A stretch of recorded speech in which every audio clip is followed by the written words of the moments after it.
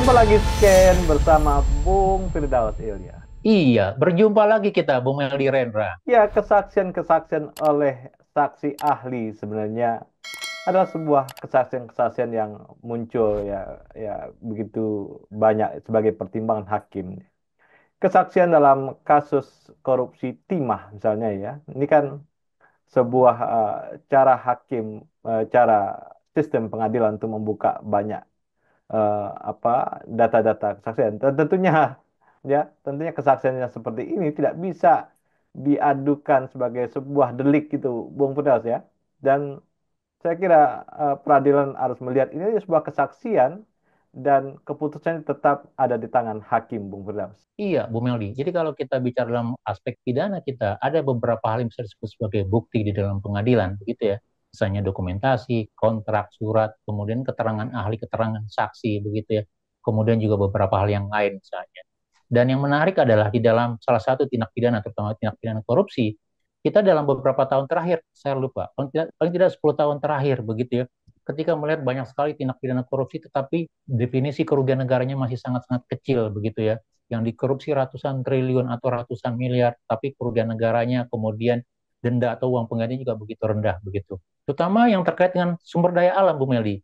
Dan kalau kita lihat di dalam apa yang terjadi sekarang dalam korupsi kasus timah ya, yang dikatakan nilai kerugian negaranya yang mencakup kerugian lingkungan, kerugian langsung terkait misalnya transaksi timahnya itu mencapai 300 triliun gitu.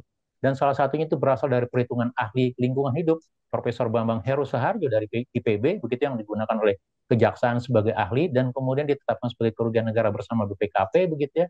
Dan ternyata di akhir-akhir begitu ya, kita lihat ada beberapa kelompok masyarakat dari Bangka Belitung yang mempolisikan keterangan ahli ini yang menganggap misalnya bahwa itu tidak bisa dikatakan sebagai keterangan ahli misalnya dan dilaporkan kepada polisi.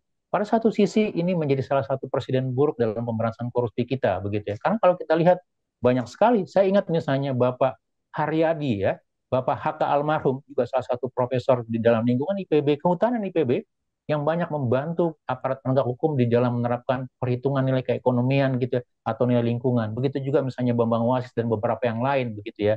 Jadi ini menjadi salah satu presiden bahwa ternyata mungkin bisa kita sebutkan sebagai koruptor atau corruption fight back begitu ya di dalam melihat bagaimana penegakan hukum di kita begitu. Kemudian yang kedua kalau kita lihat jadi apa ya ada semacam salah kaprah yang besar mengatakan bahwa dia bukan ahli dalam konteks perhitungan kerugian negara, terutama kerugian negara yang berasal dari lingkungan begitu ya. Dia adalah seorang guru besar di dalam lingkungan, kemudian dia mengacu kepada peraturan yang sudah dikeluarkan yang peraturan yang dikeluarkan oleh Kementerian Lingkungan Hidup dan HUT KLHK begitu ya terkait perhitungan aspek lingkungan di dalam kerugian keuangan negara Bung Meldi itu.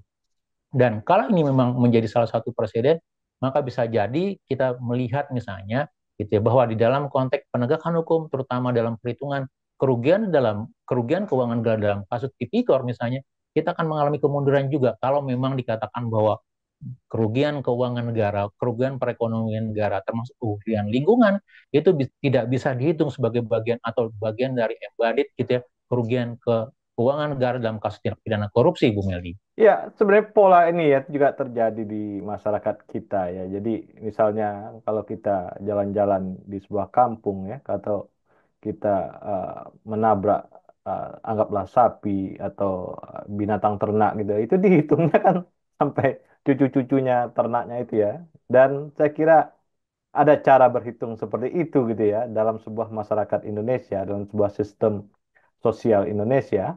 Dan saya kira ya orang oke-oke saja, nggak ada masalah di situ ya. Tapi apakah sesuatu itu sesuai aturan atau sesuai dari metode saintifik yang dia pakai ya sekira sah-sah saja Bung Firdaus ya. Selama dia tidak memanipulasi metode saintifik yang dia lakukan. Iya, betul. Jadi kalau kita bicara dalam konteks kearifan lokal, misalnya di Papua, begitu ya, kalau maaf saya katakan kalau kita misalnya menabrak babi, peliharaan penduduk setempat gitu ya, yang dihitung itu bukan hanya babi yang meninggal, tetapi puting susunya ada berapa, kemungkinan anaknya berapa, sehingga ganti ruginya bisa ratusan juta, Bung Meldi, begitu ya. Dan itu ya dalam konteks misalnya kearifan lokal. Di beberapa lain daerah juga ada seperti itu. Tetapi kalau kita bicara tindak pidana korupsi, Bung Meldi, selama ini memang gitu ya, korupsi itu ditangani secara konvensional saja. Korupsi yang ansi apa yang dilihat, tetapi tidak dilihat dari dampak yang terjadi. Kalau orang membalak hutan, orang membongkar perut bumi, begitu yang dihitung hanya dari komoditasnya, tidak dari kerusakan alamnya, tidak dari alih fungsi lahannya, tidak kehilangan biodiversitinya, tidak dari kehilangan misalnya lingkungan, air bersih dan segala macam begitu ya. Dan maka dari itu, misalnya dalam konteks penanganan korupsi yang lebih progresif, digunakan juga tidak hanya kerugian keuangan negara secara langsung, tapi juga perekonomian negara. Itu ada dalam Undang-Undang Pemberantasan Korupsi begitu. Kerugian keuangan negara dan kerugian perekonomian negara. Kerugian lingkungan itu salah satu dari kerugian keuangan negara begitu. Dan kalau kita lihat ya secara saintifis ada standarnya begitu ya. Ada norma yang digunakan dan itu banyak diterapkan di banyak negara begitu.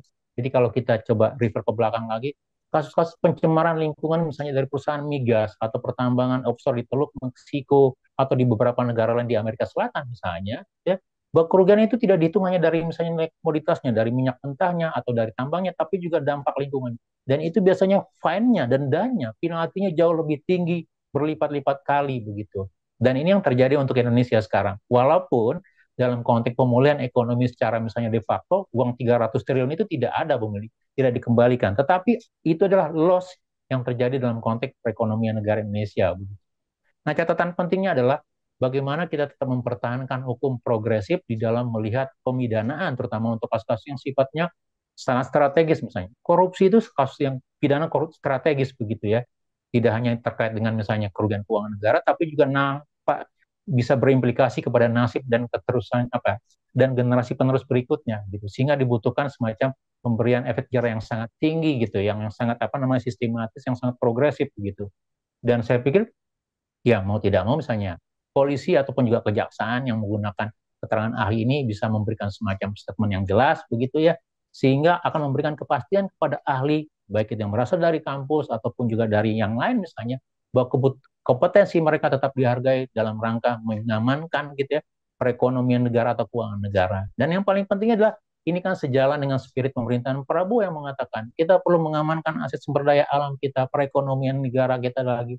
Tidak ada lagi misalnya korupsi atau cawe-cawe begitu ya. Korupsi sekecil apapun itu akan dikejar oleh pemerintahan Prabowo. Dan kita harus buktikan dengan perlindungan terhadap ahli yang pro terhadap keuangan negara atau membangun penyelamatan perekonomian negara, Bung. Ya, ini implikasi ini memang saya kira untuk perlu dimunculkan ya. Jadi seorang koruptor atau seorang pelanggar hukum di Indonesia itu tahu dia bahwa implikasi yang dia lakukan itu besar, Bang Firdaus ya. Tidak hanya implikasi langsung pada sebuah peristiwa misalnya.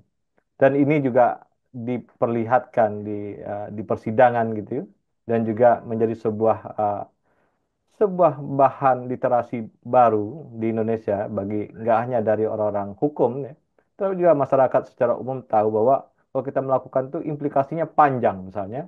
Dan saya kira itu adalah sebuah pendidikan yang penting juga di Indonesia bahwa perhitungan-perhitungan yang langsung itu dihitung juga, tapi perhitungan yang tidak langsung juga dihitung, sehingga ini adalah perbuatan yang berakibat yang sangat besar, berimpact besar terhadap masyarakat, terhadap negara, dan terhadap sistem penerimaan negara gitu, Bung Firdaus. Iya, betul Bu Meli. Sama halnya seperti kita misalnya membangun jembatan. Kalau jembatannya dikorup yang dihitung bukan hanya kerugian materialnya saja, tetapi juga dampak keselamatan, dampak ekologis dan seterusnya misalnya. Dan ini yang kadang-kadang menjadi sesuatu yang agak kurang untuk Indonesia, Bu Meli. Kita tidak melihat misalnya dampak dalam aspek yang lebih luas, dampak terkait lingkungan, keselamatan, keberlanjutan, generasi mendatang. Dan seharusnya ini yang juga kita hitung. Dalam konteks makroekonomi kita bicara misalnya ekonomi hijau, gitu, ya, ekonomi yang lebih sustain, tanda kutip begitu. Artinya apa? Yang kita trade off kan tidak hanya yang nampak secara fisik, tetapi juga yang nilai-nilai yang di luar itu. Yang artinya apa? Yang juga berimplikasi atau memberikan dampak begitu, yang berkurangkah atau berubah dan seterusnya begitu. Jadi sekali lagi kita harapkan misalnya, oke lah ini sebagai sebuah bagian dari dinamisasi. Mungkin ada sebagian yang merasa periuk nasinya begitu atau pekerjaannya hilang karena tadi ada pemberantasan korupsi terkait timah misalnya gitu ya. Artinya ini juga menjadi soal untuk pemerintah kira-kira mencari kira-kira bagaimana menyediakan lapangan yang lebih sehat, yang lebih legal begitu ya. Tidak apa namanya, tidak menjadi misalnya illegal miner atau apapun misalnya. Tetapi di sisi lain juga kita harus menetapkan standar yang lebih baik untuk lingkungan kita, untuk perekonomian kita, termasuk dalam pengelolaan tata laksana pemerintahan atau tata negara, Bu. Jadi saya pikir itu pembelajaran yang bisa kita ambil dari hal atau kasus ini, Bu Meldi. Terima kasih, Bung Firdaus. Iya, sama-sama Bu Meldi. Terima kasih. Salam Indonesia bersih. Salam Indonesia bersih.